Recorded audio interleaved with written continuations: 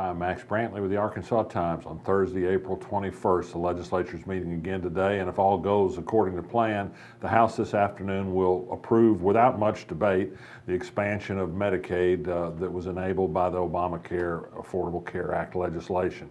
That's good news. It will make the rest of the legislative session mostly budget work of a routine sort. It's going to provide a tremendous amount of money for the budget.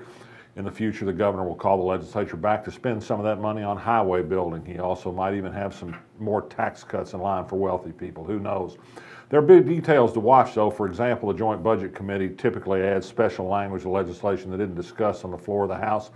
This morning, for example, they increased the amount of money in a little school voucher program that was authorized by law last year.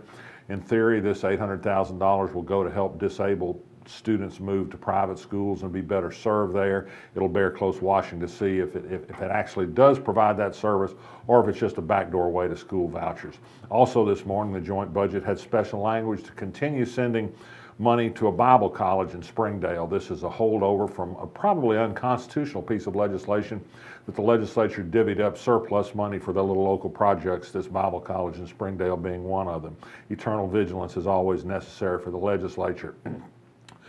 On the local school front, opposition continues to mount to the state's decision to remove Baker Kurrus as superintendent of Little Rock School District. Not likely to be able to overturn that decision, but perhaps the community letting the governor know that they're not happy about what he's done might make him less likely to tamper with the schools in the future. Arkansas Advocates for Children and Families today issued a strong statement about the change and said that this was a district that was enjoying a year of relative stability and improvement and now has been thrown back into disarray again by the Hutchinson administration. On the national scene, U.S. Senator John Bozeman proved again that he's not a very effective senator. He failed in an effort to try to block the Clean Line Energy project to transmit wind-generated electricity across and into Arkansas for use in the grid and to put some coal-powered polluting power plants out of business. This is good to people who believe in clean energy, not so good to people who want to keep the coal-burning people in power like John Bozeman and Tom Cotton. Connor Eldridge, it so happened today, issued a little news release quoting John Bozeman and talking about how people are tired of congressmen who just can't get anything done in Washington, and Eldridge's short comment was exactly. Last night, we learned that there had been an updated version of a proposed constitutional amendment approved by Attorney General Leslie Rutledge that will hold down attorneys' fees and medical damage lawsuits and also put a cap on damages. It would do away with punitive damages.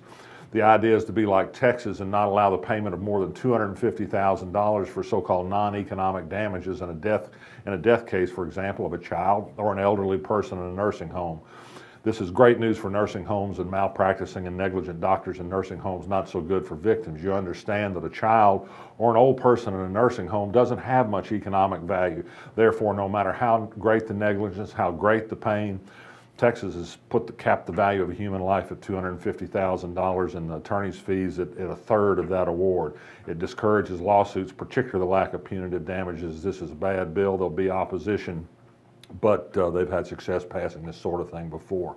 We also learned late last night that there's a movement underway to dissolve the Metrocentre Commission, which has been part of the downtown development scene for years. They assess a property tax to do certain improvements downtown. The owners of some of that property down there, particularly the Stevens Financial Empire and Flake Kelly Real Estate, want to do away with the district, stop the taxes, and sell what remaining assets there are.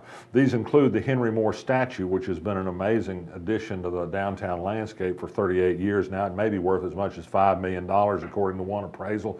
They'd be happy to just sell it off somewhere and be done with it and let themselves pocket the money. We also learned that the Stevens, when they sold their vacant buildings downtown for more than $11 million at Little Rock Tech Park, they craftily kept in the agreement their ability to hold on to former Metrocentre Commission assets, such as that statue.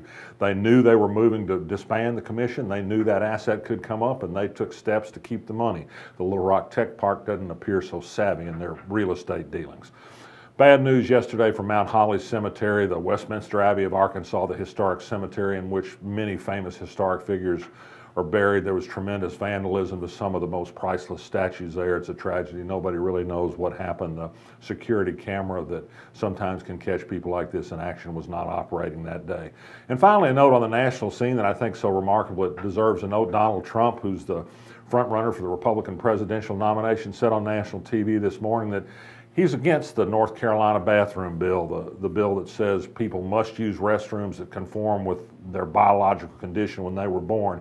He says this is silly. He says this has not presented a problem in the past. Transgender people should use the restroom that they feel most comfortable in because it isn't a problem and it shouldn't be a problem. What can you say about Donald Trump on this? But for once, he's right. He also says the Republican national platform ought to be changed to allow abortions in the case of rape and incest. Not much of a compromise, but given today's Republican Party, it's quite a bit. He's catching some grief. He does have some more moderate Republican states yet to vote in his race, and that could be part of the reason. But you never know with Trump. He may really mean it. I'm Max Brantley. I'll be back tomorrow. You feel it in your heart. The spirit of Little Rock. We've had that spirit since 1927, helping build our city by producing decades of leaders in the heart of our state.